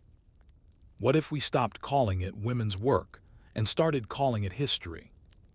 And how many more names looped, partial, unfinished lie waiting in the margins of forgotten books? Story 5. Sibylla's Siege, a lady's life in a castle under threat. Before the arrows flew and the gates were barred, before the servants lowered the drawbridge for the last time, before the village outside the curtain walls was left to burn, Sibylla of Montrose awoke with the same simple thought she always had. Check the bread. Inspect the cellars. Count the chickens. It was spring of 1265, and Sibylla's castle, a modest stronghold in the marches between England and Wales, had known peace for 2 decades. Her husband, Sir Geoffrey of Montrose, had ridden south with a handful of men-at-arms weeks before, summoned by a local lord involved in one of the many feuds that passed for government in the middle of the 13th century. Such calls were common. Local loyalties shifted like the wind. It was assumed he'd return in time for planting. But now word had come. Geoffrey had been killed. The castle was surrounded. And Sibylla, widow, landholder, and suddenly the most senior authority within those walls was in command. She was not a warrior. She had never trained with sword or bow. She knew the names of the local knights, but rarely joined in their discussions. She was, to them, the lady of the household, competent in linen inventories and feast planning, not military defense. But she knew this castle better than anyone. She knew how many barrels of salted herring were stored under the west stairs. She knew which servants could be trusted to keep the livestock calm. She knew which section of the northern wall hadn't been properly repaired since the last frost. And she knew, above all, that if they waited for help they would starve. Let us pause here. It is tempting to imagine medieval castles as grand fortresses ruled by powerful men, and in some ways they were. But when lords rode to war or were killed in battle, as they often were, who was left behind? Women. Not just wives and daughters, but chatelaines. The women who ran households, enforced discipline, distributed supplies, negotiated local disputes, and when necessary, organized defenses. Sibylla was one of these women. She had been raised in a similar castle, the daughter of a minor baron who valued competence over ceremony. She had learned to read accounts before she learned to embroider. Her marriage had not been romantic, but it had given her stability. And she had used that stability to build something rare, a household that worked. Her first decision was to account for every person still inside the walls. The garrison had been depleted, only 6 men-at-arms remained, most over 40, too unfit for long battle. There were servants, kitchen staff, 2 washerwomen, the steward, a sickly priest. 44 villagers had taken refuge within the walls when word of the siege spread. Families huddled together in storerooms, clinging to the stone for protection. The castle could not feed them all for long. Sibylla had the gates sealed, but not before dispatching 2 messengers, boys no older than 15 each, carrying a letter marked with her broken seal, begging aid from her late husband's cousin. If either reached him, help might come in a week. If not, she would have to hold out alone. The enemy was not a foreign army, it was worse, local men. Dispossessed by a border feud, emboldened by the chaos of civil unrest, they formed what Sibylla called a rabble with sharp teeth. Perhaps 20 in number, not a trained army but dangerous. Their leader, it was said, had once served with Sibylla's husband before being outlawed. They wanted the stores, the silver, the land, and perhaps, if the rumors were true, they wanted Sibylla herself. Inside the castle, the mood was tense. Sibylla did not hide in the solar. She walked the walls daily, speaking with guards, inspecting the food stores, watching the horizon. She appointed a hierarchy among the servants, assigning shifts to cook, clean, and tend the wounded. When the baker's wife broke down and began screaming in the courtyard, Sibylla slapped her sharply, not in cruelty, but to restore order. The woman thanked her the next day. She made other decisions too. She opened the family's salt and spice stores to the common cooking pots. She allowed the priest to use the chapel for any and all who wished to pray, regardless of rank. She gave the youngest servant girl her own blade, a kitchen knife with a wrapped hilt, and instructed her to guard the water barrel. "This is not about glory," she told the girl. "It's about surviving until the barley sprouts." Each day, the enemy camped just out of arrow range. They sent no demands, only waited. Sibylla watched. The guards grumbled. No attack, no parley, just siege. The waiting was its own kind of warfare. On the 4th night, a torch was thrown over the curtain wall. It landed harmlessly on the stone, but it was a warning. Sibylla gathered the household in the great hall. "This castle will not fall to fire," she said. "If you wish to flee, I won't stop you, but I will not open the gate." No one left. She slept on a straw pallet in the storeroom that night, wrapped in her late husband's old cloak, a dagger beneath her pillow. By the 7th day, the bread had gone stale, the hens stopped laying, the priest fell ill. Still no attack came. Then late in the night, a horn blew outside the gates, a short blast, then silence. Sibylla stood on the parapet and saw a figure step forward, carrying a white cloth. A parley. She did not send a man. She went herself. Clad in a boiled wool cloak, a thin veil over her hair, a belt knife at her side. She met the outlaw leader just beyond the gate, flanked by 2 guards with torches. He was not what she expected. Not a brute, but a man her age, with sad eyes and frost in his beard. "You've held well," he said. Your husband is dead, your cause is gone, why suffer? Sibylla didn't reply at first. Then quietly she said, because someone must stand, and today it is me. He stared at her. Will you trade? She asked. He blinked. We have little, but perhaps enough. He laughed bitterly. You would buy peace. No, she said, I would buy time. The meeting ended without violence. He did not retreat, but he did not press. The siege continued. Inside the walls the mood changed. The servants followed her with clearer eyes. Even the old guard began to refer to her, quietly, as Lady Sibylla, a title she had never used. And still she waited for help. The next morning, she found a message tied to an arrow stuck in the gate. It read, "You have 2 days."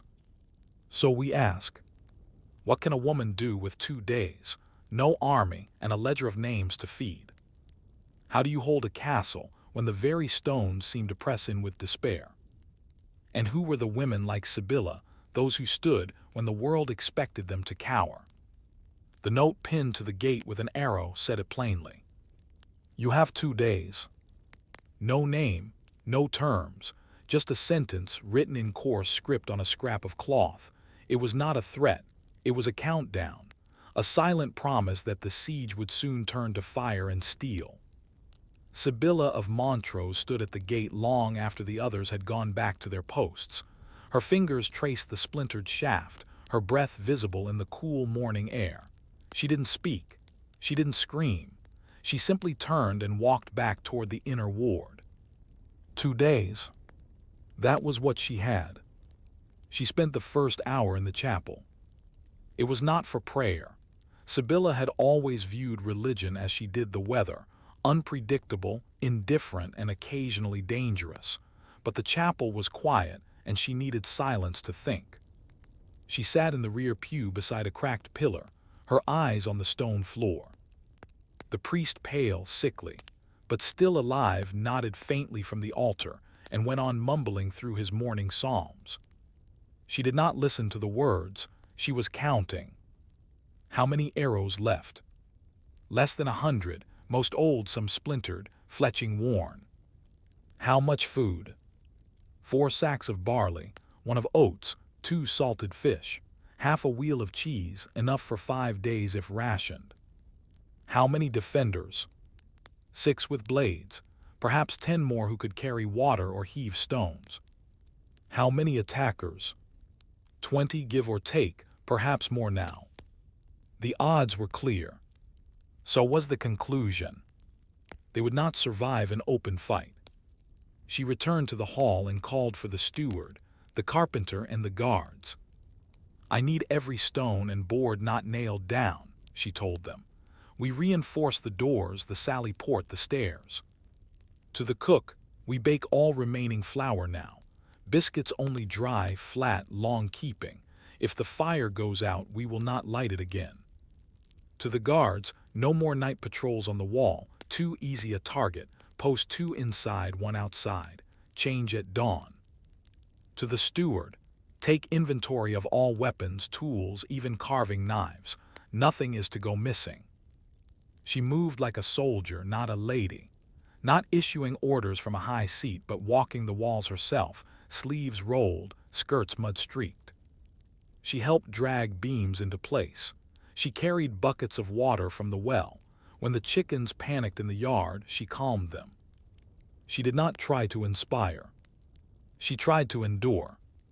That night, Sibylla gathered the children and elderly in the lower cellar. The air was damp and rank, but it was safe. She placed guards at the stairwell and bolted the trapdoor from above. A 7-year-old boy asked her if she was afraid. Yes, she said, that's why I'm careful. By morning, the air outside had changed. The birds were gone. The men on the walls said they saw smoke on the horizon. The attackers had lit torches the night before, taunting, circling the walls. They were getting bolder. Sibylla met with the remaining defenders just before sunrise. I will not surrender, she said, but I will give each of you a choice. None of them left. As noon neared, the first stone struck the gate. It was small, tossed by hand, more a signal than a weapon. Then came the jeering. Then a torch thrown high bounced off the parapet and sizzled out in the moat. Sibylla stood atop the wall in full view. She wore no armor, only a wool cloak, a thick scarf, and a dagger at her belt. When the attackers shouted insults, she did not reply. Instead, she raised a horn to her lips and blew a low, clear note that echoed across the valley. It was a signal she'd agreed upon with her messengers, should help arrive. No one answered. Still, she blew the horn again that evening. The second night was worse. Someone tried to climb the north wall ropes tied to iron grapples. The guards cut them loose. One of the attackers fell into the moat with a cry. The rest retreated into the trees. Inside, the servants hardly slept. Sibylla paced the hall in slow circles, passing the hearth again and again, though no fire burned. Her hair was loose, her boots caked with mud. She was listening for breach, for screams, for silence. The kind of silence that comes before something breaks. At dawn, she climbed the tower again. And that's when she saw it. Dust on the road. A rider. She rushed down the steps 2 at a time, heart pounding, uncertain whether to shout or to stay hidden. The guards had seen it too. They waved a cloth from the wall. The attackers scattered back toward the tree line. 2 tried to raise bows but hesitated. The rider kept coming. It was one of her messengers, the younger boy. His face was covered in soot. His cloak was torn, but he waved a scrap of crimson fabric above his head. A family banner. Geoffrey's cousin had answered. Help was coming. That afternoon, 5 riders approached the castle from the east, armored, armed, mounted. Behind them, a cluster of peasants with pitchforks and tools, not soldiers but supporters. The attackers, outnumbered and caught off guard, fled without engaging. The siege broke without blood. Inside the castle, Sibylla gave no speech. She greeted the riders, offered water and shelter, and oversaw the removal of the barricades. Then she collapsed in the corridor near the kitchens, head resting against the cool stone. Later, as the castle returned to uneasy normalcy, one of the knights, Geoffrey's cousin, Sir Edmund, found her examining a grain sack, running her fingers through the barley. You held well, he said. I managed, she replied. You held command. Sibylla didn't look up. Someone had to. He watched her for a moment, then asked, Will you remarry? She turned to him with a raised brow. Why would I give up command now? Her words became something of a quiet legend among those who knew the tale. But Sibylla never claimed credit. She returned to her routines, managing supplies, caring for livestock, settling minor disputes. She wrote no letters to the king. She petitioned no court for honors. She simply held her castle, and her people, and her name. Years later, a visiting chronicler recorded a brief line about the siege of Montrose. The lady kept the gate for 10 days, and the enemy did not take it. No details, no names, no mention of the horn, or the trapdoor, or the biscuits baked from the last flour. But we know now. We can read the silence. So we ask, how many castles stood because a woman refused to yield? How many gates held because she knew how to ration barley and bind wounds? How many histories are built on stones that were defended not with swords, but with stubborn, careful hands? And how many Sibyllas were there unthanked, unnamed, unbroken? The siege was over. The fires outside the curtain walls had been stamped out. The attackers had scattered back into the hills, some caught, some pardoned, most simply gone, vanished like mist across the spring fields. The wounded were treated. The drawbridge was repaired. The gates unbarred. But Sibylla of Montrose did not return to the role she'd held before, because everything and nothing had changed. In the weeks that followed, Word of her defense spread across the neighboring baronies, not in proclamations or royal letters, but in the way all things spread among the lower nobility, slowly, sideways, in whispers over dinner and murmurs at feast halls. They called it the woman's siege. Some said it with admiration, others with amusement, a few with the raised eyebrows of men unsettled by a world slightly less certain than before. But within the walls of Montrose, she was no longer simply my lady. To her steward, her guards, the remaining servants, and even to the cottagers who had taken shelter in the castle cellars, she became something else entirely. She was the one who kept the gate. She resumed her routines, but they deepened. Each morning before breaking her fast, Sibylla reviewed the ledgers herself. Not just for grain and meat, but for names. Names of those who had stayed, those who had fought, those who had obeyed her command when everything in the world had told them not to. She didn't reward them with coin, there was little of that, but she gave them something longer lasting, trust. Anne, the young girl who had guarded the water barrel, was given full charge of the well-house. Old Henry, the half-blind gate watch, was relieved from guard duty and placed in charge of the livestock ledger, which he memorized with startling accuracy. Even the sickly priest, who had survived the siege barely clinging to life, was allowed to hold shortened services in the great hall for those too weary to kneel in the chapel. Sibylla understood the power of record-keeping. In the absence of law, it was order. In the absence of justice, it was memory. And in a land where landowners fought over streams and borders like scraps, it was perhaps the only way to preserve truth. So she began a new ledger, not of coin, not of supplies, but of people. The Book of Holding, not in Latin, but in her own hand, in plain English. Each page a name, beneath it a few lines. Marjorie the cook, who did not sleep for 3 days. Robert, who held the North Stair alone. Alice, who sang to the children during the worst of the siege. Henry, who lit no torch, and so saw the rope before it reached the gate. This was not meant for historians. It was for remembrance. A way of saying, you mattered, I saw you. She wrote her own name on the last page. Not in pride, in witness. Sibylla of Montrose.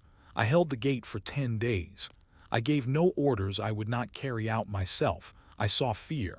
I did not look away. It was not typical for a noblewoman to write in her own hand, but Sibylla had always done so.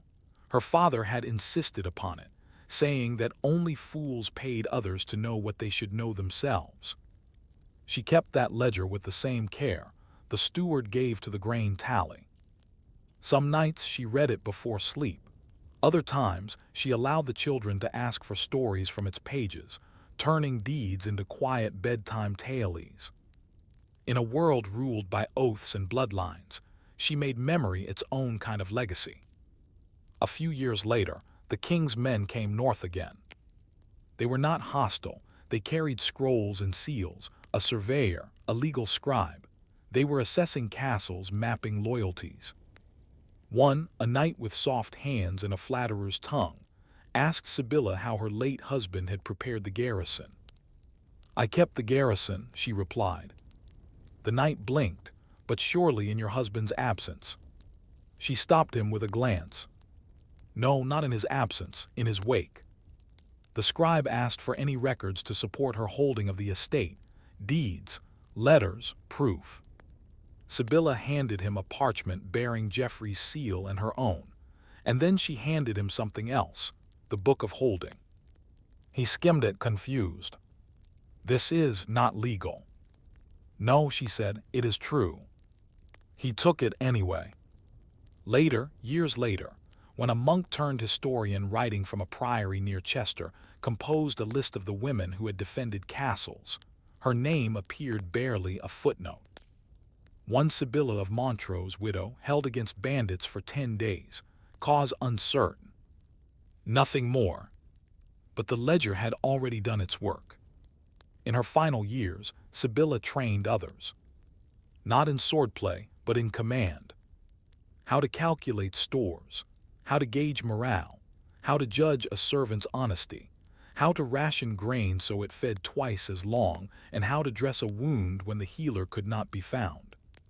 She told them the truth about siege, that it is not glory, it is grit, that the worst part is not the arrows, but the waiting, that you will doubt yourself, that you must act anyway.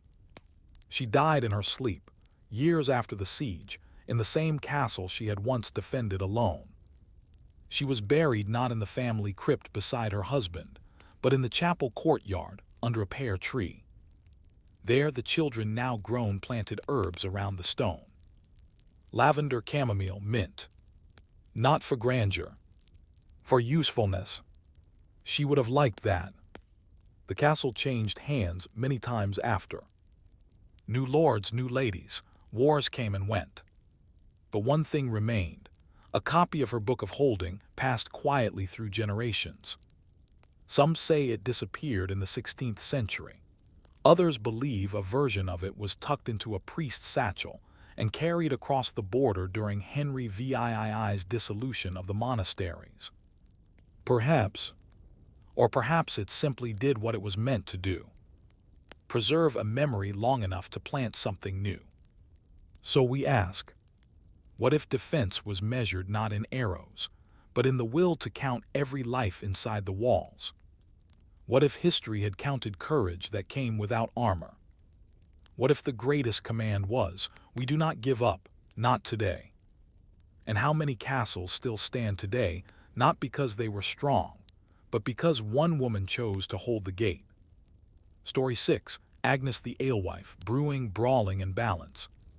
Before the sun rose over the town of Bridport, before the baker stirred his coals or the priest rang the morning bell, Agnes had already lit her fire. She crouched by the kiln, her knees cracking with age, coaxing the embers to life with a breath and a muttered curse. The smell of damp wood and old barley clung to her shift like perfume. Smoke curled around her, warm and familiar, as she leaned in close to check the temperature with the back of her hand. Too hot and the malt would scorch. Too cold and the yeast wouldn't rise. Agnes had been brewing ale since she was 12. Now she was over 50 and still at it, stubborn, sharp-tongued, trusted by half the town and feared by the other half. She was the village alewife.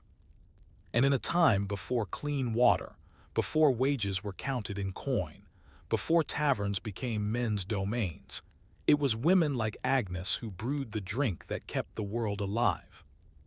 It is difficult now to imagine how central ale once was. In 14th century England, ale was not a luxury, it was a necessity. Water could be unreliable, sometimes unsafe. Milk soured quickly. Wine was rare and imported. But ale, nutritious, mildly alcoholic, brewed from local grain, was the drink of choice for all classes. It was consumed daily by children, laborers, and priests alike. And for centuries, brewing was women's work. Every town had alewives. They brewed in their homes, sold by the bucket, and hung leafy ale stakes outside their doors to signal a fresh batch. Agnes had a thick ash pole nailed above her window, draped with ivy. The stake had never gone untouched for more than a week. Some said she was the best brewer in Bridport. She said it herself often. Her house was cramped, low-roofed, smoky, and always alive with the smell of fermentation. Bins of barley, sacks of oats, jugs of honey, and old wooden tubs crowded the floors. The hearth was blackened from years of boiling work. The air buzzed with the scent of yeast and steam. She kept no husband. He died of drink or dice, she never said, and left her with 2 daughters and debts. So she brewed and never stopped. One daughter married a baker and left for Lyme.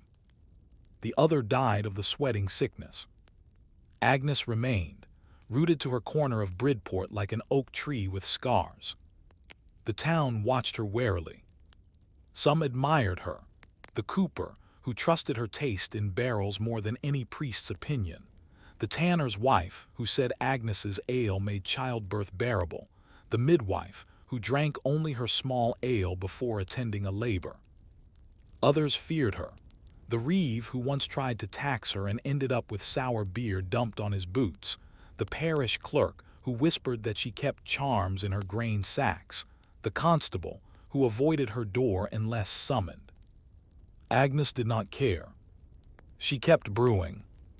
She made 2 types of ale: small ale, light and low in alcohol for children and laborers, and strong ale, thick and hearty, for feasts, festivals, and men who liked to shout. Her brewing process was simple but precise. Malt the barley, heat the mash, boil the wort, strain it through straw, add yeast if the weather permitted, let it sit in the cool dark, then tap the cask and listen. Good ale whispered. Bad ale hissed. She kept a long spoon for tasting, stained dark with years of use. She stirred with her left hand always, claimed it brought luck, claimed her right hand was for dealing with men and her left for making peace with grain.